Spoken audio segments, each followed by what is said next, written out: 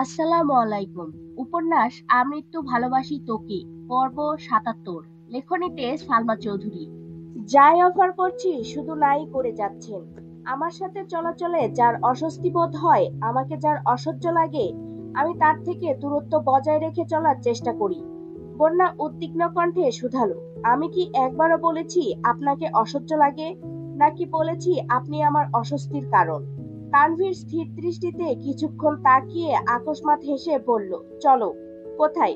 বাহ, ট্রিট না দিবা বললা, এখন এটা বলো না যে মুড নেই বা সময় নেই।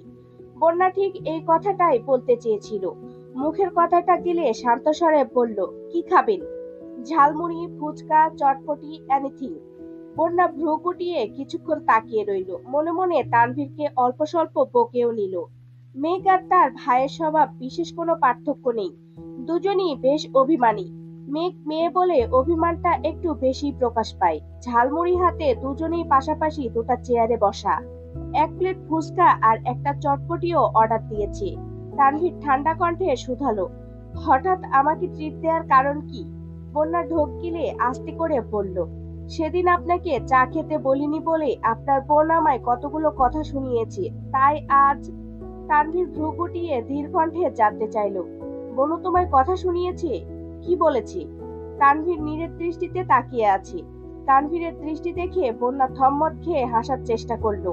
হাসি মুখে বলল, তেমন কিছু না, আসলে সেদিন আমার তরফ থেকে সবাইকে চায়ের ট্রিট ছিল, তাই স্বাভাবিকভাবেই আমার আপনাকে চা অফার করা উচিত ছিল, কিন্তু আমি সেটা করিনি। তাছাড়া বিল দেওয়ার বিষয়টা নিয়ে মেঘ একটু রেগে গিয়েছিল। বনুর কথায় কিছু মনে করো না প্লিজ। বন্যা ঠোঁট উল্টিয়ে বিদ্রুপের ভঙ্গিতে বলে উঠল, ও আচ্ছা, ঠিক আছে, কিছু মনে করলাম না। ওকে। কি সমস্যা? এভাবে কথা বলছো কেন? এমনি। আনভি সূক্ষ্ম নেত্রে তাকিয়ে শুধালো, এমনি বলাটা কি তোমার স্বভাব? বন্যা উপর নিচ মাথা নাড়লো। তখনই বন্যার বড় আপুর কল আসছে। বন্যা স্বাভাবিকভাবেই কল রিসিভ করে কথা বলছে। ইতিমধ্যে ফুচকা আর চটপটি দিয়ে গেছে। বন্যা কথা শেষ করে চটজলদি দুই তিনটা শীট বের করে তানভীরের হাতে দিয়ে বলল, এগুলো মেঘকে দিয়ে দিয়েন, কাল ভার্সিটি বন্ধ, পরশু একটা ক্লাস টেস্ট আছে, পড়ে নিতে বলবেন। তানভীর গাল ফুলিয়ে নির্বোধের মতো বন্যাকে খানিক দেখে গম্ভীর কণ্ঠে বলে উঠল, এত সমাদরের রহস্য তবে এই ছিল? স্বার্থপর মেয়ে কোথাকার। বন্যা ফুসকা খেতে খেতে আর চোখে তানভীরের দিকে তাকিয়ে বলতে শুরু করলো, একদম স্বার্থপর বলবেন না, নিজের বোনকে তো ঠিকই যত্নে রাখেন, প্রয়োজন ছাড়া বাসা থেকে বেরি হতে দেন না।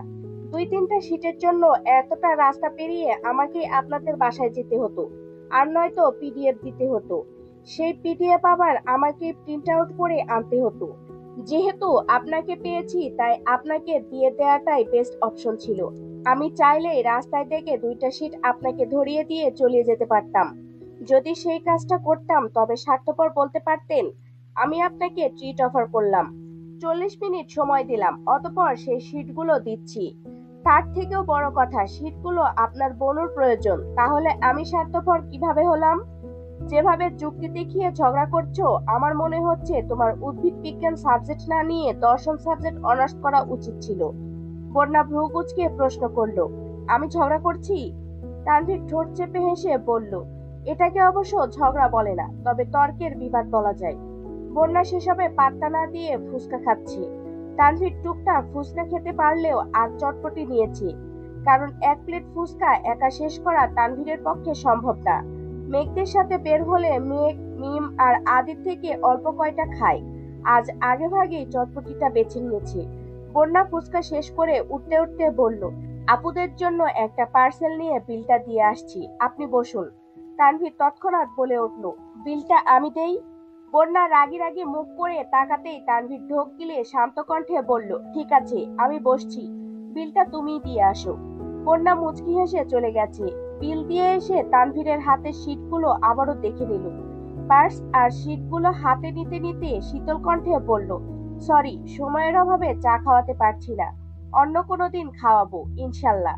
তানভীর মুচকি হেসে বলল, চা কিন্তু তোমার হাতের বানানো হতে হবে। দেখা যাক, আসছি। আমি এগিয়ে দিয়ে আসি? তার কোনো দরকার নেই, আপু নিয়ে যাবে আমাকে, সাবধানে যেও। আচ্ছা, আপনিও। বন্যা রাগ করেছে ভেবে সেদিনের ঘটনা জানতে মেঘকে জিজ্ঞেস করার জন্য মেঘের রুমের সামনে আসতেই তানভীর থমকে দাঁড়ালো। মেঘ আপন মনে বন্যার সাথে ফোনে কথা বলছে। দুজনের আবোল তাবোল কথা আর হাসির শব্দে তানভীর থম মেরে দাঁড়িয়ে পড়েছে। কোথায় ভেবেছিল মেঘ আর বন্যার মধ্যে মান অভিমান চলছে, মেঘের থেকে কারণ জেনে সমাধান করার চেষ্টা করবে, কিন্তু ঘটনা সম্পূর্ণ উল্টো। তানভীর আস্তে করে গলা খাকারে দিয়ে রুমে এসে সিট রেখে চলে যাচ্ছে। মেঘ ঠান্ডা কণ্ঠে শোধালো, ভাইয়া কিছু বলবা? না। তানভীর বিড়বিড় করতে করতে যাচ্ছে। মায়ের কাছে মাসির গল্প বলে আর কি হবে। রাত 9টা বেজে গেছে। মেঘ আবিরকে কোনো মেসেজ করেনি। কিছুক্ষণ পর আবিরই মেসেজ দিল, বিজি। মেঘের ছোট রিপ্লাই, নো। তৎক্ষণাৎ আবিরের কল আসছে। মেঘ কল রিসিভ করে চুপচাপ বসে আছে। ওপাশ থেকে আবির বলছে, ফ্রি হয়ে মেসেজ দিতে বলছিলাম। বিকেল থেকে বুক ফুলিয়ে রুমে বসে আছেন, কিছু খাননি শুনলাম, একটা টেক্সট পর্যন্ত করেননি, কি সমস্যা? কোনো সমস্যা নেই। মালা কি আবারও আজে বাজে কথা বলেছে? মেঘ মুখ ফসকে বলে ফেলল, চরিত্রের সমস্যা আপনার, মালা আপু কি বলবে? আবির উত্তেজিত কণ্ঠে চেঁচিয়ে উঠল, কি? আমার চরিত্রের সমস্যা? কে বলছে? কি প্রমাণ? মেঘ খানিক চুপ থেকে সন্দিহান কণ্ঠে বলে উঠল, মালা আপুর সাথে কত রাত আনলিমিটেড কথা বলেছেন বলতে পারবেন? মালা আপুর মতো আর কত মেয়ের জীবন নষ্ট করেছেন? আবির গম্ভীর কণ্ঠে বলল, রাতভর আনলিমিটেড কথা, তাও আবার মালার সাথে? আল্লাহ কোথায় আছো, আমায় উঠাই নাও। এই অবিশ্বাসের দুনিয়ায় আমি আর থাকতে চাই না। ঢং করতেছেন, বলেননি কথা, অস্বীকার করতে পারবেন? হ্যাঁ বলেছি, তবে শুধু মামা মামি আর মায়েশা আপুর সাথে। যেহেতু ফোন মালা ছিল তাই রিসিভ করলে হাই হ্যালো এটুকু কথাই হতো। এমনকি এই মালার যন্ত্রণায় রাতের বেলা ফোন বন্ধ করে ঘুমাইতাম। বিশ্বাস না হলে বাসার সবাইকে জিজ্ঞেস করতে পারেন। এক পর্যায়ে বাধ্য হয়ে নতুন ফোন নিয়েছিলাম, এটা শুধু তানভীর জানতো। আপনি কি বলতে চাচ্ছেন? আপনি নিষ্পাপ, দুধে ধোয়া তুলসী পাতা? আবির মৃদু হেসে বলল, একদমই না। আমি নচ্ছার, বদমাশ, দৃষ্ট, লুচ্চা অথবা লম্পট, তবে সেটা শুধুমাত্র একজনের জন্য। সে ব্যতীত পৃথিবীর কেউ আমার দিকে আঙুল তুলে বলতে পারবে না আমি তার দিকে কুনজর দিয়েছি কিংবা তার সাথে বেহুদা কার্যকলাপ করেছি। কে সে? কেন বলবো? কোনো এক বৃষ্টি স্নাত রাতে কেউ একজন আমাকে বলেছিল, আপনি যা বলবেন, যে অবস্থাতেই বলবেন, আমি সাথে সাথে বিশ্বাস করে ফেলবো। তার বিশ্বাস এতটাই ঠুনকো যে কেউ কিছু বললেই তার বিশ্বাসের ঘরের বাতি নিভে যায়। তাকে আমি আমার মনের কথা কিভাবে বলবো? সে বরং তার মনের অবিশ্বাসী পুষতে থাকুক। মেঘ আশাহত কণ্ঠে বলল, আচ্ছা সরি। আজ সরি বলছেন, দুদিন পরে ভুলে যাবেন। দেখা গেল আজ থেকে 3 মাস পর কেউ একজন এসে বলল সে 2 মাসের প্রেগনেন্ট আর তার বাচ্চার বাবা আমি। আপনিও নাচতে নাচতে সে কথা বিশ্বাস করে ফেলবেন। অথচ আবির 4 মাস যাবৎ দেশের বাহিরে। আমি এতটাও নির্বোধ নই। তার ঠিক কতটুকু চতুর আপনি? আপনাকে রাগানোর জন্য কেউ ইচ্ছাকৃত আজে বাজে কথা বলছে, আর আপনি সবকিছু বুঝতে পেরেও রাগ করে বসে আছেন। বাহ! একটা সময় পর্যন্ত মালা আমাকে খুব জ্বালিয়েছে, এটা আমি অস্বীকার করছি না। কিন্তু গত 6 মাসের উপরে মালার সাথে আমার কোনো যোগাযোগই হয়নি। এখন বিশ্বাস করা না করা আপনার উপর। বললাম তো সরি। ঠিক আছে, এখন খেতে যান। আপনি খেয়েছেন? না, খাবো। আচ্ছা, আল্লাহ হাফেজ। আল্লাহ হাফেজ। দিন কাটছে দ্রুত গতিতে। প্রত্যেকে নিজেদের নিয়ে ব্যস্ত। আবির না থাকায় অফিসের কাজের চাপ আলী আহমেদ খানকে একা সামলাতে হচ্ছে। মোজাম্মেল খানকে ঢাকা আর রাজশাহীতে দৌড়াদৌড়ি করতে হচ্ছে। তানভীর নিজেও প্রচুর ব্যস্ত হয়ে গেছে। পুরোদমে পরীক্ষার প্রিপারেশন নিচ্ছে, সাথে আবিরের অফিসের কিছু কাজকর্ম সামলাতে হচ্ছে। তবে মেঘ একদম রিল্যাক্সে আছে। সকালবেলা আবিরের কলেই ঘুম ভাঙে তার। টুকটাক কথা বলে উঠে ফ্রেশ হয়ে নামাজ পড়েই পড়তে বসে। সারাদিন ভার্সিটি ঘোরাঘুরির ফাঁকেও আবিরকে মেসেজের পর মেসেজ করে। আবিরও যথাসম্ভব মেঘের মেসেজে রিপ্লাই দেওয়ার চেষ্টা করে। সারাক্ষণ মেসেজ আর অডিও কলে কথা বললেও কেউ কাউকে ভিডিও কল দেয় না। সন্ধ্যায় বাসার সবার সাথে ভিডিও কলে কথা বললেও মেঘের সাথে তেমন কথা হয় না।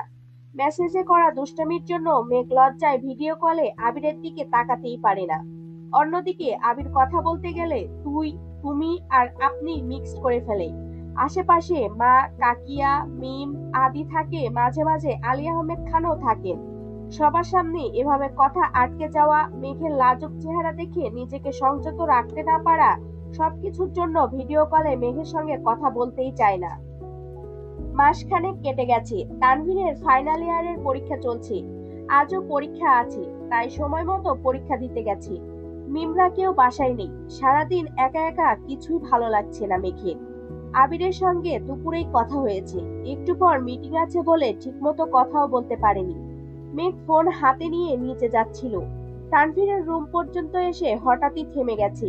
রুমের দরজাটা খোলা। মেঘ দরজা থেকে রুমে উকি দিতেই দেখলো রুম এলোমেলো হয়ে আছে। সচরাচর মেঘ তানভীরের রুমে যায় না, রুম গোছানো তো প্রশ্নই আসে না। রুমের বেহাল অবস্থা দেখে নিজেরই ইচ্ছে হলো রুমটা গুছিয়ে দেয়ার। টেবিল আর বিছানায় বই খাতার ছড়াছড়ি, গতকালের ধোয়া শার্টগুলোও এমনি পড়ে আছে। মেঘ গুনগুন করে গান গাইতেছে আর একটা একটা করে শার্ট ইস্ত্রি করছে। প্রায় ঘন্টা দুয়েক সময় নিয়ে সবকিছু গুছিয়ে শার্টগুলো ওয়ার্ড্রপে রাখতে গিয়ে দেখলো ওয়ার্ড্রপের অবস্থা আরো খারাপ। শার্ট, প্যান্ট আর টি শার্ট যাচ্ছে তাই অবস্থায় ফেলে রেখেছে। এ পর্যায়ে এসে মেঘের রাগ উঠে গেছে। একটা মানুষ এতটা অযত্নশীল হয় কেমন করে? মেঘ রাগে গজগজ করতে করতে ওয়ার্ড্রপ গোছাচ্ছে। আচমকা একটা ক্যাটালগ দেখে মেঘ থমকে গেল। মেয়েদের ড্রেসের ক্যাটালগ হাতে নিয়ে ভালোভাবে দেখতেই দুই চোখ প্রসারিত হয়ে গেছে। মেঘ সঙ্গে সঙ্গে নিজের ফোন বের করে ছবি খুঁজতে লাগলো, কিন্তু এত এত ছবির ভিড়ে কাঙ্ক্ষিত ছবি খুঁজে পেল না। তাই ক্যাটালগটা একপাশে রেখে দ্রুত জামা কাপড় গোছাতে শুরু করলো। কোন রকমে সব গুছিয়ে ক্যাটালগ আর ফোন নিয়ে নিজের রুমে ছুটলো। ফ্রেশ হয়ে 15 মিনিটের মধ্যে রেডি হয়ে বাসা থেকে বেরিয়ে গেছে। হালিমা খান ঘুমাচ্ছিলেন, তাই মালিহা খানকেই আপাতত বলে বেরিয়েছে। রিক্সা নিয়ে সরাসরি বন্যাদের বাসায় আসছে। বন্যাদের বাসায়ও তেমন কেউ নেই। আপু আর আঙ্কেল অফিসে, বন্যার ভাইও খেলতে বেরিয়েছে। অনেকক্ষণ দরজায় ডাকার পর বন্যার আম্মু এসে দরজা খুলে দিয়েছে। মেঘ সালাম দিয়ে ভালো মন্দ জিজ্ঞেস করেই বন্যার রুমের দিকে ছুটলো। বন্যা বেঘরে ঘুমাচ্ছে। পরপর দুবার ডাকতেই বন্যার ঘুম ভেঙেছে। মেঘকে দেখে বন্যা এক লাফে শোয়া থেকে উঠে বসেছে। কথা নেই বার্তা নেই, হুট করে বাসায় চলে আসছে, এটা যেন অবিশ্বাস্য ঘটনা। বন্যা থমথম খেয়ে জিজ্ঞেস করলো, তুই হঠাৎ আমাদের বাসায়? তোকে দেখতে মন চাচ্ছিল তাই আসছি। সকালেই না দেখা হলো, তাতে কি হয়েছে, আসতে পারি না? এখন কি চলে যাব? এই না না, আমি এমনি বললাম, কল দিয়ে জানালিও না, হুট করে আসছিস তার জন্য। তোর ভাই জানে? না, ভাইয়া পরীক্ষা দিতে গেছে।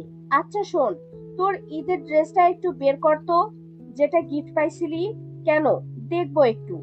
ওই ড্রেস দেখতে বাসায় আসছিস, বললেই ছবি পাঠিয়ে দিতাম। তুই বড্ড বেশি কথা বলিস, চুপচাপ ড্রেস বের করে দে। বন্যা উঠে ওয়ার্ড্রপ থেকে ড্রেস বের করে মেঘের হাতে দিয়ে ওয়াশরুমে চলে গেছে। মেঘ প্যাকেট থেকে ড্রেসটা বের করতে করতে বন্যা এসে শান্ত কণ্ঠে শুধালো, কি হয়েছে বলবি? মেঘ কপট রাগী স্বরে বলল, আমার জন্য সেমাই আর বরফি নিয়ে আয়। আছে কিনা কে জানে, না থাকলে বানিয়ে নিয়ে আসবি, যা এখন। মেঘের এমন আচরণের মানে বুঝলো না বন্যা, তবুও মেঘের কথা মতো বরফি আনতে নিচে চলে গেল। গতকাল বিকেলে আপু আর বন্যা মিলে সেমাই আর বরফি বানিয়েছিল। সকালে সেখান থেকে কয়েকটা মেঘের জন্য নিয়েছিল, কিন্তু মিষ্টি আর মিনহাজ দেখে ফেলায় মেঘের ভাগ থেকে ওদেরকেও ভাগ দিতে হয়েছিল।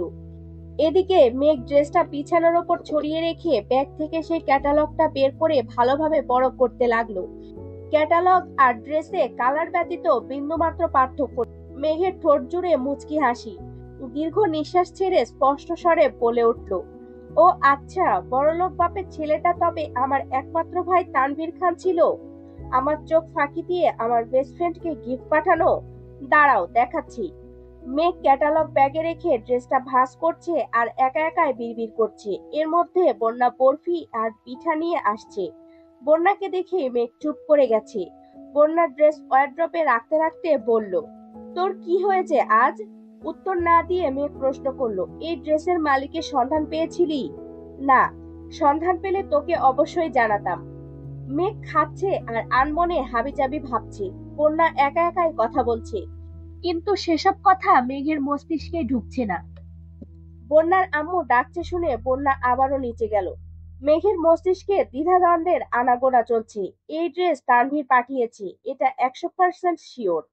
বন্যার প্রতি কেয়ার দেখে মেঘের আগেও সন্দেহ হয়েছিল, তবে আজ মোটামুটি নিশ্চিত হয়ে গেছে। কিন্তু বন্যার মনে কি চলছে এখনো বোঝা যাচ্ছে না। এর মধ্যে আবির কল দিয়েছে।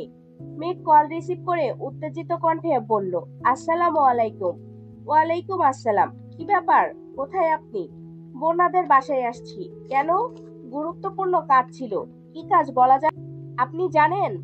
এটুকু বলতেই বন্যা রুমে আসছে। মেঘ কথাটা গিলিয়ে স্বাভাবিক কণ্ঠে বলল, আপনার মিটিং শেষ? হুম। কি বলতে চাইছিলেন? কিছু না, এখন রাখছি, পরে কথা বলবো। মেঘ কল কাটতেই বন্যা চাপা স্বরে বলল, আজ একটা আপনি নেই বলে কেউ ফোন দিয়ে খোঁজও নেয় না। আমাদের বাসায় আসছিল 20 মিনিটও হয়নি, এর মধ্যে ফোন দিয়ে ফেলছে। এত প্রেম? মেঘ মেকি স্বরে বলল, আমি তোর মতো অনুভূতি চাপিয়ে রাখতে পারি না। তুই কাউকে পছন্দ করলে বল, আপনির ব্যবস্থা না হয় আমিই করে দিব। আমার পছন্দের কেউ নেই, এমনি মজা করলাম তোর সাথে। সত্যি কেউ নেই? বন্যা সন্দেহের দৃষ্টিতে তাকিয়ে রাগী স্বরে বলল, থাকলে কি তোকে বলতাম না? কি জানি নাও বলতে পারিস। তোর আজ হয়েছে কি বলবি আমাকে? তেরা তেরা কথা কেন বলছিস? কিছু হয়নি। বন্যা আর মেঘের আরো কিছুক্ষণ আলাপচারিতা চলল। মেঘ আজ তেমন কিছু বলতেই পারছে না। বন্যাকে ভাবি বানানোর চিন্তা একান্তই মেঘের ছিল। কিন্তু তানভীর বন্যাকে পছন্দ করে এটা ভেবেই মেঘ আশ্চর্য হচ্ছে। তার থেকেও বড় কষ্ট এটাই যে তানভীর আজ পর্যন্ত মেঘকে একটাবার বলার প্রয়োজনও মনে করেনি। তানভীর পরীক্ষা শেষে বাসায় ফিরে মেঘকে না পেয়ে সঙ্গে সঙ্গে কল দিয়েছে। মেঘ ওয়াশরুমে ছিল, তাই বন্যা কল রিসিভ করেছে। তানভীর উদ্বিগ্ন কণ্ঠে শুধালো, কোথায় তুই? মেঘ আমাদের বাসায় আসছে। বন্যার কণ্ঠ শুনে তানভীর গলা ছেড়ে বলল, আশেপাশে বনু থাকলে ফোনটা দাও। আপনার বনু আশেপাশে থাকলে নিশ্চয় আমি ফোনটা রিসিভ করতাম না। মেঘ ওয়াশরুমে। ও, বের হলে আমাকে কল দিতে বলো। বন্যা পরীক্ষার কথা জিজ্ঞেস করতে যাবে তার মধ্যে কল কেটে দিয়েছে। মেঘ আসতেই বন্যা জানিয়েছে। মেঘ কল দিতে গিয়ে খেয়াল করলো ফোনে ব্যালেন্স শেষ। ততক্ষণে বন্যা নাস্তার প্লেটগুলো নিয়ে নিচে চলে গেছে। বন্যার ফোনের লক মেঘের জানাই আছে। মেঘ স্বাভাবিকভাবেই বন্যার ফোন হাতে নিয়ে লক খুলে তানভীরের নাম্বার লিখতে শুরু করলো। 5-6 ডিজিট লিখতেই ভিলেন নামে সেভ করা তানভীরের নাম্বার ভেসে উঠেছে। মেঘ ভাবলেশহীন চোখে চেয়ে আছে। হাসবে নাকি রাগ করবে সেটাও বুঝতে পারছে না। ভাইয়ের প্রতি অতিরিক্ত ভালোবাসায় রাগটাই প্রকাশ পেল। বন্যার রুমে আসতেই মেঘ বাজখাই কণ্ঠে বলে উঠল, ভাইয়ের নাম্বার ভিলেন দিয়ে সেভ করেছিস কেন? এমনি। আমার ভাই তোর সাথে কি এমন করেছে? কিছুই করেনি। তো? তো কি আবার? মন চাইছে তাই এই নামে সেভ করেছি। মেঘ আনমনে কিছু ভেবে শক্ত কণ্ঠে শুধালো, আমার ভাইকে কি তোর সহ্য হয় না? ভাইয়ার আচরণে বিরক্ত? ভাইয়া কি তোর সাথে বাজে ব্যবহার করেছে? মেঘের প্রশ্নের পিঠে প্রশ্ন করাতে বন্যার কুঞ্চিত ভ্রুযুগল আরো বেশি কুঞ্চিত হলো। কিয়ৎক্ষণ চুপ থেকে বন্যা সুগভীর কণ্ঠে বলল, তোর ভাইকে সহ্য না হওয়ার মতো কোনো কারণই নেই। আর না উনি আমার সাথে বাজে ব্যবহার করেছেন। সেদিন একটা মুভি দেখছিলাম, নায়ককে ভিলেন বলে ডাকি। নায়কটা তোর ভাইয়ের মতো দেখতে, তার জন্য এই নামে সেভ করেছিলাম। ফোন দিয়ে ডিলিট করে দিচ্ছি। মেঘের ঠোঁট জুড়ে বিশ্বজয়ের হাসি ফুটলো। চক্ষু পল্লব ঝাপটে হাস্যোজ্জ্বল মুখে অবিশ্বাস্য কণ্ঠে বলে উঠল, নো প্রবলেম বেবি, ভালোবেসে দিয়েছো যখন পাল্টাতে হবে না। আমার ভাই ভিলেন রূপী নায়ক হলে আমার কোনো আপত্তি নেই। বন্যা চাপা স্বরে বলল, আমি এত কিছু ভেবে দেইনি, মাথায় আসছে এমনি দিয়েছি। ভালোবাসা আবার কোথা থেকে আসলো? মেঘ নির্বিকার ভঙ্গিতে শুধালো, তুই আমার ভাইকে ভালোবাসিস না? আচমকা মেঘের এমন প্রশ্নে বন্যা কেঁপে উঠল। পূর্ণ মনোযোগে মেঘের অভিমুখে তাকালো। কোনো উত্তর দিতে পারছে না। শরীর জুড়ে অজানা শিহরণ। মস্তিষ্কের প্রতিটা নিউরনে তোলপাড় চলছে। দাঁতে দাঁত পিষে নিজেকে নিয়ন্ত্রণ করার চেষ্টা করছে। আগে হলে মুখের ওপর বলে দিত, না ভালোবাসি না। আজ চাইলেও এই দুটো শব্দ বলতে পারছে না। মনে হচ্ছে কেউ মুখ চেপে ধরে আছে। বুকের ভেতর পিনপিন ব্যথা হচ্ছে। মেঘ স্থির দৃষ্টিতে তাকিয়ে চোখের পাতা পিটপিট করছে। ঠোঁটে মৃদু হাসি লেগে আছে। বন্যা কাচুমাচু করে বলে উঠল, আমি ওনাকে নিয়ে এমন কিছু ভাবি না। মেঘ ঠোঁট চেপে হাসি থামিয়ে কিছুটা গম্ভীর কণ্ঠে বলল, তাহলে কাকে নিয়ে ভাবো সোনা? গলির মোড়ের মোকলেস মিয়াকে নিয়ে? মোকলেস মিয়া আবার কি? মনে নেই? সেদিন যে বলল বেটাই তোমাকে ভালোবাসে, বিয়ে করতে চায়। হোয়াট? কি? কিসের কি? হোয়াট অর্থ কি? বন্যা মুখ ফুলিয়ে শ্বাস ছেড়ে বলল, ফাজলামো করছিস? তুইও তো আমার ভাইয়ের জীবন নিয়ে ফাজলামো করছিস। মানে? কিছু না, ভাইয়াকে কল দিচ্ছি, চুপ কর। বন্যার ফোন থেকে কল দেয়ায় তানভীর রিসিভ করে ধীর কণ্ঠে বলল, ভাইয়া, আমি মেঘ। হ্যাঁ বল। তোমার কি মন খারাপ? পরীক্ষা ভালো হয়নি? হয়েছে মোটামুটি। তুই যে আম্মুকে না বলে চলে গেলি, আম্মু টেনশন করছিল। বড় আম্মুকে বলে আসছি। বড় আম্মু বলেনি? বড় আম্মু বাসায় ছিল না। আম্মু কল দিয়েছে, তুই নাকি রিসিভ করিসনি। আমি ভাবছি আম্মু বকা দিতে কল দিয়েছে, তাই রিসিভ করিনি। বাসায় কখন আসবি? মেঘ বন্যার দিকে তাকিয়ে মুচকি হেসে বলল, তুমি এসে নিয়ে যাও। আমি 4 ঘন্টা পরীক্ষা দিয়ে বাসায় আসছি, কিছুক্ষণ হলো। এখন বের হওয়ার মতো এনার্জি নেই। তুই রিক্সা করে চলে আয়, আমি না হয় চলে আসবো। কিন্তু একজন যে কত কষ্ট করে তোমার জন্য রান্না করছে, তুমি আসলে খাওয়াবে বলি। বন্যা তড়িৎ বেগে মেঘের মুখ চেপে ধরেছে। তানভীর ভ্রু কুঁচকে প্রশ্ন করলো, কে? মেঘ বন্যার হাত ছড়িয়ে আস্তে করে বলল, বন্যা। ওহ, তাকে রান্না করতে বারণ কর, আর তুই তাড়াতাড়ি বাসায় আয়। আমি কিছু বলতে পারবো না। বন্যা এত কষ্ট করে রান্না করছে, আর তুমি এমন আচরণ করছো। তুমি এসে আমায় নিয়ে যাবে, এটাই ফাইনাল। আর না হয় আমি এখানেই থাকবো। বাই। বন্যা অগ্নিদৃষ্টিতে তাকিয়ে বলল, আমি তোর ভাইয়ের জন্য রান্না করছি? না, কিন্তু এখন করবি। আমি পারবো না। আমার একমাত্র ভাই আসতেছে। যত্নের কোনো ত্রুটি থাকলে তোর আব্বু আম্মু আর বড় আপুকে ইচ্ছে মতো বিচার দিব। সাথে আমার স্পেশাল নাটক ফ্রি। এমন ভাবে বলছিস যেন আমি ওনার স্পেশাল কেউ, আর ওনার যত্ন নিতে আমি বাধ্য। মেঘ ব্যাগ নিয়ে বের হতে হতে বলল, হয়ে যা স্পেশাল কেউ, কে বারণ করেছে? মেঘ ড্রয়িং রুমে বসে বন্যার আম্মুর সঙ্গে গল্প করছে, আর বারবার বন্যাকে ডেকে বলছে, ভাইয়ার কিন্তু ডিম বেশি দেয়া নুডলস পছন্দ। মশলা চা করিস, এটাও ভাইয়ার পছন্দ। বাকি তোর মর্জি। বন্যা হাতের কাছে যা যা পেয়েছে তাই রেডি করেছে। অনেকক্ষণ পর তানভীর আসছে। কলিং বেল বাজতেই মেঘ ড্রয়িং রুম থেকে ডেকে উঠল, বন্যা দেখ কে আসছে। বন্যার মা বলল, আমি দেখছি। না না আন্টি, আপনি বসুন, বন্যা যাচ্ছে। অন্য সময় হলে মেঘ নিজেই দরজা খুলতে ছুটতো, কারণ বন্যাদের বাসার সবার সঙ্গে মেঘের সম্পর্ক খুব ভালো। বাসায় আসলে বন্যার থেকেও বেশি বাকিদের সাথে আড্ডা দেয়। বন্যা আর তানভীরকে পরীক্ষা করতে আজ মেঘ ইচ্ছে করেই তানভীরকে বাসায় ডেকেছে। দরজা খুলে বন্যা মুগ্ধ চোখে তাকিয়ে আছে। তানভীর ভ্রু নাচাতেই বন্যা রীতিমতো বিষম খেয়ে উঠল। তানভীর নেভি ব্লু রঙের শার্ট, কালো প্যান্ট পরে ফর্মাল গেট আপ নিয়ে আসছে। বন্যা কাশতে কাশতে সালাম দিতেই ভুলে গেছে। তানভীর কপাল গুটিয়ে বলল, পানি খাও, ঠিক হয়ে যাবে। বন্যা দ্রুত ভেতরে চলে গেছে। মেঘ আর চোখে ভাইকে দেখেই ভরকালো। ভাইয়ার এমন গেটআপ দেখে আশ্চর্যের চূড়ায় পৌঁছে গেছে। তানভীর বন্যার আম্মুর সঙ্গে কথা শেষ করে খাবারগুলো ওনার হাতে দিল। উনি খাবার নিয়ে রান্নাঘরে চলে গেছেন। তানভীর মেঘের পাশে সোফায় বসলো। মেঘ ভ্রু কুঁচকে তানভীরকে দেখেই যাচ্ছে। মেঘ বিস্ময় সমেত জানতে চাইলো, আমরা কি বউ দেখতে আসছি? তানভীর ভ্রু কুঁচকে সূক্ষ্ম নেত্রে তাকিয়ে বলল, কেন? এভাবে আসছো কেন? ভালো লাগছে না? অনেক বেশি ভালো লাগছে। কিন্তু এই গেটআপে কেন আসছো? ধোয়া শার্ট গুলো সব ইস্ত্রি করে রেখেছিস, তাই ভাবলাম ফর্মাল গেটআপে আসলে তোর ভালো লাগবে। মেঘ সন্দেহের দৃষ্টিতে তাকিয়ে মেকিস্বরে বলল, আমার ভালো লাগবে তাই? অন্য কোনো কারণ নাই? আর কি কারণ থাকবে? এর মধ্যে বন্যা 2 কাপ চা নিয়ে আসছে। মেঘ একটা কাপ হাতে নিতে নিতে ঝটপট বলল, ভাইয়া চিনি কম খায়, তোকে বলতে মনে নেই। বন্যা মৃদু হেসে বলল, চিনি কমই দিয়েছি। মেঘ এবার দ্বিতীয় দফায় আশ্চর্য হলো, কি হচ্ছে এসব? মেঘ নিজেই নিজের কপাল চাপড়ে মনে মনে বলল, ছি, এত বেকুব মানুষও হয়। আবির ভাই ঠিকই বলে, আমি আসলেই নির্বোধ।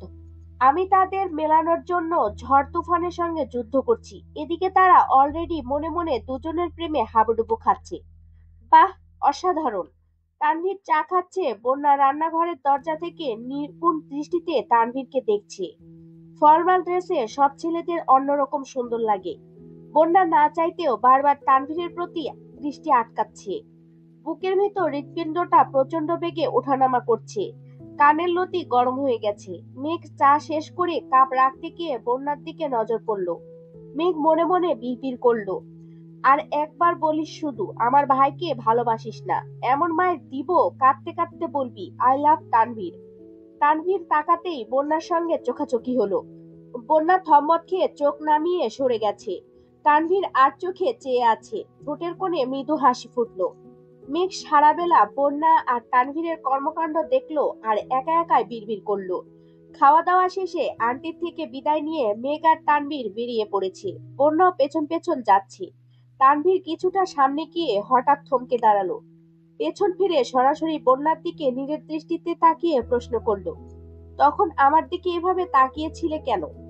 কই তাকাইনি তো। বন্যার গলার স্বর কাঁপছে, চোখ মুখ দেখেই বোঝা যাচ্ছে যে মিথ্যা বলছি। বন্যা চোখ নামিয়ে নিয়েছে। তানভীর জানতে চাইলো, আমি কি দেখতে এতই খারাপ? তাকাতেও ইচ্ছে হয় না। গমগমে পুরুষালী স্বরে কানে বাজতেই বন্যা উৎকণ্ঠিত কণ্ঠে বলল, কে বলেছে আপনি দেখতে খারাপ? মাশাআল্লাহ, অনেক সুন্দর লাগছে আপনাকে, কারো নজর না লাগে। কথাটা বলেই বন্যার নিজের মুখ চেপে ধরেছে। বাতাসে উঠতে থাকা বন্যার চুলগুলো চোখ মুখ ঢেকে দিয়েছে। তানভীরের হৃদয়ে অদ্ভুত অনুভূতি কাজ করছে। বন্যার চোখ বন্ধ, মুখ থেকে চুল সরাতে তানভীর হাত বাড়ালো। পেছন থেকে মেঘের ডাকে তানভীরের ঘোর কাটলো। তানভীর হাত নামিয়ে আস্তে করে বলল, নিজের হাতে চা করে খাওয়ানোর জন্য অনেক ধন্যবাদ, আসছি। মেঘের সামনে আসতেই মেঘ ভ্রু নাচিয়ে শুধালো, বাসায় যাওয়ার ইচ্ছে নেই? চল। অন্য সময় হলে তানভীর দুটা কথা শোনাতো বা একটু রাগ হলেও দেখাতো। আজ কোনো রিয়াকশন নেই দেখে মেঘ হা হয়ে তাকিয়ে আছে। গাড়িতে বসেও এক দৃষ্টিতে তানভীরকে পরখ করছে। তানভীর মুচকি মুচকি হাসছে আর আস্তে করে গাড়ি চালাচ্ছে। মেঘ রাগে ফোঁসফোঁস করতে করতে মনে মনে বলল, তোমার মিটিমিটি হাসি বের করছি, ওয়েট। গলির মোড় পর্যন্ত আসতেই একটা সিঙ্গারার দোকান দেখিয়ে মেঘ উত্তেজিত কণ্ঠে বলল, ভাইয়া ওই ছেলেটাকে দেখছো? তানভীর এক সেকেন্ডের জন্য তাকিয়ে আস্তে করে বলল, হ্যাঁ, কে? বন্যার বয়ফ্রেন্ড। কথাটা পূর্ণগহরে প্রবেশ মাত্রই তানভীর আকস্মাৎ গাড়ির ব্রেক কষলো। আকস্মাৎ ব্রেক কষায় আর একটুর জন্য মাথায় বাড়ি খেতে নিয়েছিল। তানভীরের পূর্ণ মনোযোগ দোকানে। আগে এক সেকেন্ডের জন্য তাকানোতে ঠিক মতো খেয়াল করেনি। দোকানে অল্প বয়স্ক কোনো ছেলেই নেই। দু একজন দোকানদার আছে, যার মধ্যে একজনের বয়স 60+, আরেকজনের বয়স 35+ হবে। তানভীর ভ্রু কুঁচকে শক্ত কণ্ঠে জিজ্ঞেস করলো, কোনটা? লাল শার্ট পরনে। তানভীর আবারও দোকানের দিকে তাকালো। 60+ বয়সের লোকের পরনে লালের মতো একটা শার্ট, হয়তো ওনার ছেলে বা নাতির শার্ট হবে। তানভীর ভারী কণ্ঠে বলল, উনি ছেলে আর বন্যার বয়ফ্রেন্ড?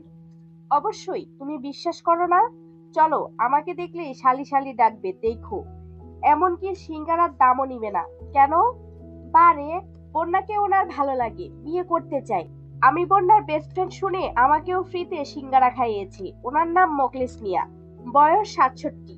ওনার 2 বউ আর 6 ছেলে মেয়ে আছে। তানভীর মেঘের দিকে আশ্চর্য নয়নে তাকিয়ে শুধালো, এত কিছু তুই কিভাবে জানিস? জানি জানি, বেস্টু আমার। আমি জানবো না তো কে জানবে? এখন চলো বিয়ের ঘটকালিটা করে আসি। ভাইয়া যদি এসব কর্মকাণ্ডের কথা জানতে পারে তাহলে তোর খবরই আছে। রাস্তায় রাস্তায় ঘুরে তুই মোকলেস মিয়ার বিয়ের ঘটকালি করিস। মেঘ কাঁদো কাঁদো মুখ করে বলল, আমার বেস্টুর বিয়ে হোক তুমি কি চাও না? তাই বলে উনি? ওনার চোখে বন্যার প্রতি ভালোবাসা দেখেছি আমি। তানভীর গাড়ি স্টার্ট দিতে দিতে বিড়বিড় করলো, বন্যার প্রতি কারো চোখে ভালোবাসা উতলে পড়লে সেই চোখই কানা করে ফেলবো। মেঘ বলে উঠলো, বিড়বিড় করে কি বলো? কিছু না। বন্যার বিয়েতে আমি কিন্তু লেহেঙ্গা পরবো, আর লেহেঙ্গাটা তুমি কিনে দিবা। তানভীর গাল ফুলিয়ে শ্বাস ছেড়ে তপ্ত স্বরে বলল, মুখটা বন্ধ রাখ, নয়তো রাস্তায় ফেলে চলে যাব। মেঘ ঠোঁট বেঁকিয়ে হাসছে আর মনে মনে বলছে, লাগছে লাগছে, একদম কলিজায় লাগছে।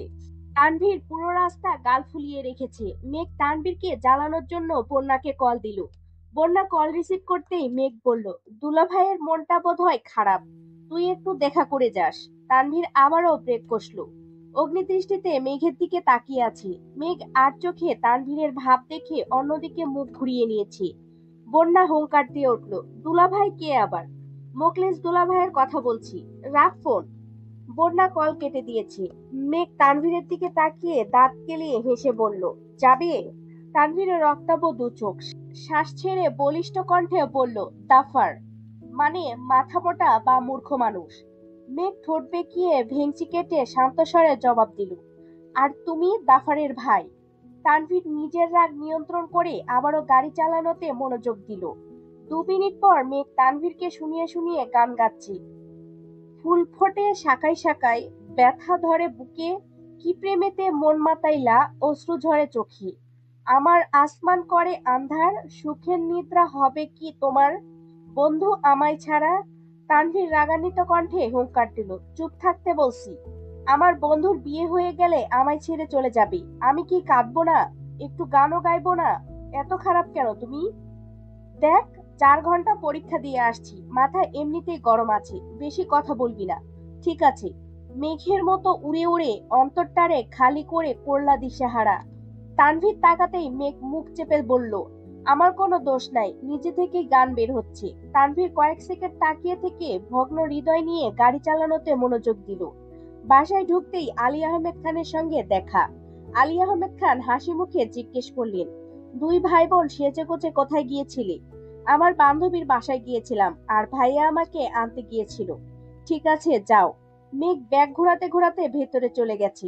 তানভীর চাবি রেখে সরাসরি নিজের রুমে চলে গেছে।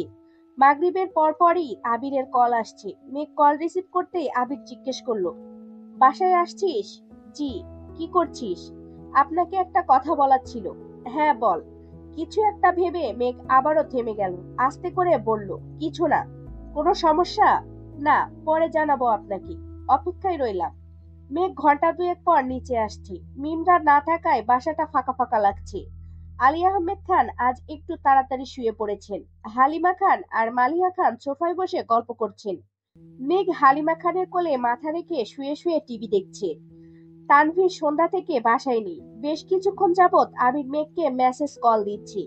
মেঘের হাতে ঘড়ি নেই, ফোনও সাইলেন্ট করা, তাই বুঝতে পারেনি। হালিমা খান উঠে রান্নাঘরের দিকে চলে গেছে। মেঘ আনমনে ফোনের পাওয়ার বাটন চাপতেই আবিরের 7টা কল আর অনেকগুলো মেসেজ চোখে পড়ল। মেঘ লাফিয়ে উঠে তড়িঘড়ি করে আবিরকে কল দিল। বারবার ওয়ার্নিং দেয়া সত্ত্বেও ঘড়ি রুমে রেখে নিচে এসে রিল্যাক্সে টিভি দেখছে। সবার ভয়ে ফোন সাইলেন্ট করে রাখাটাও ইদানিং অভ্যাস হয়ে গেছে। আবির রাগান্বিত কণ্ঠে বলল, তুই কি ভালো হবি না? হব। কবে? পরশুদিন। আজ কি সমস্যা? মেঘ মলিন হেসে বলল, ভালো হলে একবারে হতে হবে না? তাই একদিন রেস্ট নিয়ে তারপর ভালো হব। দিন দিন তুই বড্ড ফাজিল হয়ে যাচ্ছিস। জি। আর আমার গুরু স্বয়ং সাজ্জাদুল খান আবির। আবির না চাইতেও হেসে ফেলল। মুখের গম্ভীর ভাব মুহূর্তেই সরে গেছে। ধীর কণ্ঠে বলল, তানভীর কোথায়? জানি না। সমস্যা কোনো? আমি কি জানি? কার মনে কি চলে সেটা দেখার দায়িত্ব কি আমার? না, কিন্তু তোর নামে বিচার দিল কেন? মেঘ এক পর্যায়ে আটকে উঠল। মনে মনে প্রচুর ভয় পাচ্ছি। যদি সত্যি সত্যি মোখলেস মিয়ার কথা বলে দেয় তখন কি হবে? মোখলেস মিয়া সম্পর্কে বন্যার দাদা হয়। রক্তের সম্পর্ক না থাকলেও বন্যার আব্বুর সাথে মোটামুটি ভালো সম্পর্ক আছে।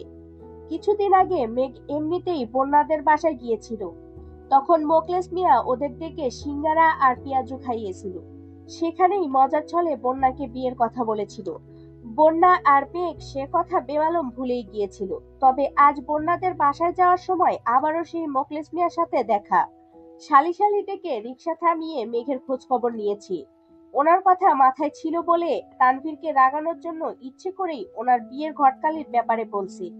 আবিরের কানে এসব গেলে আস্ত রাখবি না। মেঘ ভয়ে ভয়ে জানতে চাইল, কি বিচার দিয়েছি? সেসব বাদ দে। ও আছে কোথায়? ফোন দিচ্ছি, রিসিভও করছে না। কি হয়েছে একটু বলবি? মেঘ নাক টেনে কাঁদো কাঁদো কণ্ঠে বলল, ওহ, আপনি এতগুলো কল ভাইয়ার জন্য দিচ্ছিলেন? আমি আরো ভাবছিলাম আমার জন্য।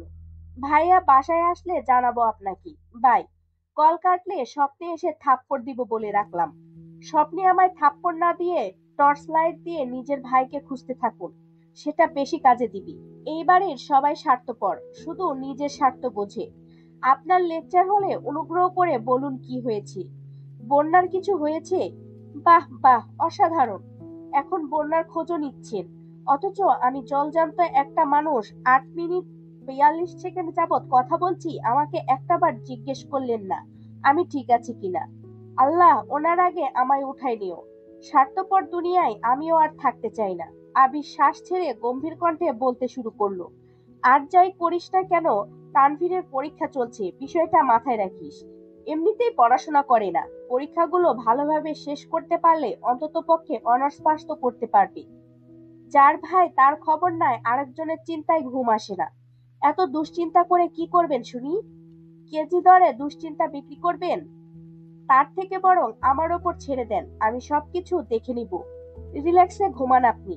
আবির শুকনো মুখে বিষম খেলো, কাশতে কাশতে বলল, আমার দুশ্চিন্তার গুরু স্বয়ং মাহাদিবা খান মেঘ। মালিহা খান খেতে ডাকছে, তাই তাড়াতাড়ি করে কল কেটে মেঘ খেতে চলে গেছে। খাবার টেবিলে কেবল তিনজন। মেঘ কোনো রকমে অল্প খাবার খেয়ে একটা আচারের বক্স নিয়ে সোফায় বসে টিভি দেখছে আর আচার খাচ্ছে। মালিহা খান রুমে চলে গেছেন। হালিমা খান রান্নাঘরে টুকটাক কাজ করছেন। এমন সময় তানভীর বাসায় আসছে। অন্তরের জ্বালা পড়া চোখে মুখে স্পষ্ট দেখা যাচ্ছে। মেঘের করা দুষ্টমি বুঝতে পেরেও তানভীর শান্ত থাকতে পারছে না।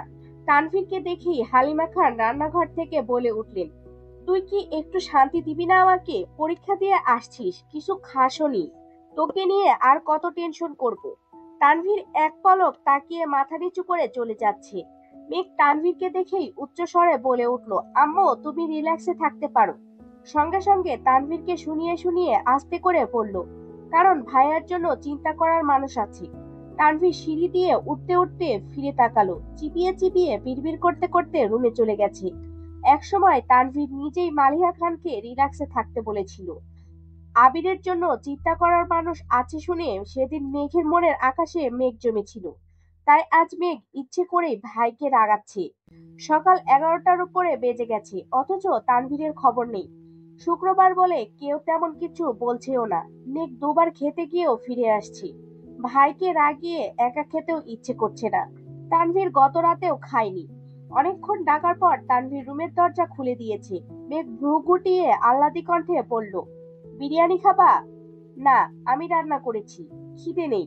আমার আছে, সকাল থেকে খাইনি, চলো।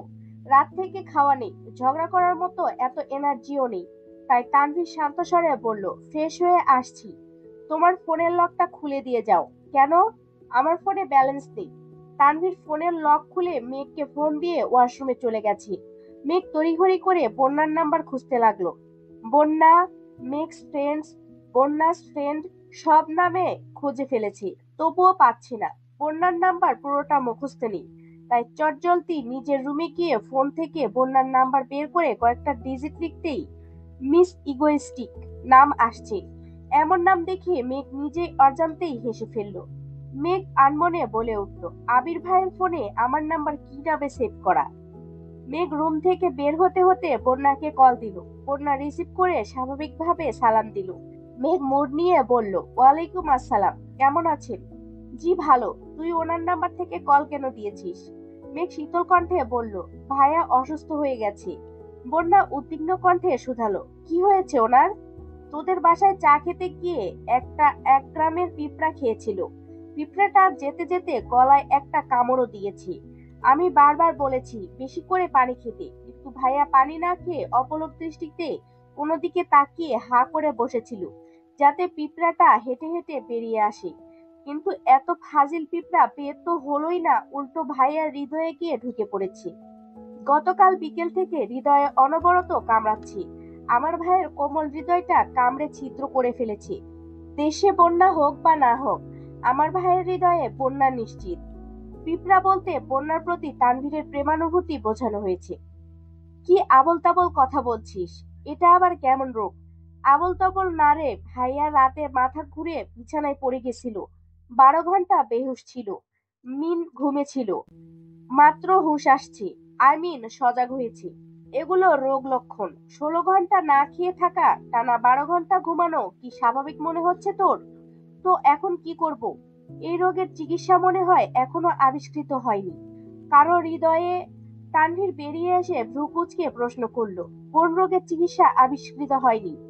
মেঘ তাড়াতাড়ি কল কেটে দিয়েছে। তানভীর এক দৃষ্টিতে মেঘকে দেখছে। মেঘ ঠোঁট ভিজিয়ে ঘন ঘন পল্লব ঝাপটে বলতে শুরু করলো, ওইসব বাদ দাও, ভাবছি বন্যার বিয়েটা ভেঙে দিব। কিসের বিয়ে? মোকলেস মিয়া কথা বললাম না তোমায়? সারা রাত ভেবে দেখলাম ওনার কাছে বিয়ে দেওয়া ঠিক হবে না। হঠাৎ মাথায় সুবুদ্ধি উদয় হলো কেমন করি। দেখো, মোখলেস মিয়ার চোখে ভালোবাসা থাকলেও হৃদয়ে একটুও জায়গা নেই। 2 বউ, 6 ছেলে মেয়ে, 10-12 জন নাতি নাতনির ভিড়ে আমার বেবিটাকে খুঁজেও পাওয়া যাবে না। এজন্য ভাবলাম আরো কিছুদিন সময় নিয়ে ভালোভাবে পরীক্ষা করে একজনের সঙ্গে বিয়ে দিব। তুমি কি বলো? আমিও তাই বলি। ওর বড় বোনের বিয়ে হোক, তারপর না হয় ভেবে দেখবো। মেঘ আর চোখে চেয়ে আহ্লাদী কণ্ঠে বলল, বন্যার বিয়ের ঘটকালি করতে তুমি কিন্তু আমায় সাহায্য করবা, ঠিক আছে? মেঘের কথা শুনে তানভীর কেসে উঠল। ঘুরে ফিরে মেঘ সেই একই কাহিনীতেই আটকাচ্ছে। তানভীর মুখ ফুলিয়ে উত্তর দিল, আমার সময় নেই। ঠিক আছে, প্রয়োজন নেই। লেহেঙ্গা কিন্তু তোমার কিনে দিতে হবে, এটা মনে রেখো। আর সেই লেহেঙ্গা কিনবো না, বন্যার আর আমার লেহেঙ্গার ডিজাইন সেম হতে হবে। আচ্ছা, এখন চলো খেতে যাই। চল। আলো আঁধারে কাটছে দিন। কেবল 1 সপ্তাহের মধ্যে মেঘের পরীক্ষা করা শেষ। তানভীর যে বন্যাকে ভালোবাসে এটা তানভীরের আচরণ আর কথাতে স্পষ্ট বোঝা যায়। কিন্তু বন্যা এখনো দ্বিধাদ্বন্দ্বে আছে। তানভীরের প্রতি হৃদয়ের উদিত উষ্ণ অনুভূতিকে পুরোপুরি স্বীকারও করতে পারছে না, আবার মন থেকে বাদও দিতে পারছে না। মেঘ তবুও হাল ছাড়ছে না। আবিরের বেঁধে দেওয়া সময়ের 50 দিন কেটে গেছে। আগামীকাল 10 অক্টোবর, আবিরের জন্মদিন। মেঘ সন্ধ্যার পর থেকে কথা বলার জন্য রেডি হয়ে বসে আছে। আবিরের নিষেধাজ্ঞার কথা মাথায় রেখে তেমন কোনো আয়োজন করেনি। প্রতিদিনের মতো আজও রাত 10টা 30 নাগাদ আবিরের কল আসছে। সব কাজ শেষ করে শুয়ে মেঘের সঙ্গে কিছুক্ষণ কথা বলে ঘুমানোটা আবিরের বাজে স্বভাব হয়ে গেছে।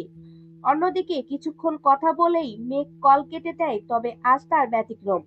2 মিনিট কথা বলে দুজনেই 5 মিনিট নীরবতা পালন করে, কিন্তু কেউ কল কাটে না। মেঘের মন খারাপ হবে ভেবে আবির হাজার ব্যস্ত থাকলেও সচরাচর মেঘের কল কাটে না। এমনকি মুখ ফুটেও বলেও না যে ব্যস্ত আছি। আজও তেমনটাই ঘটছে।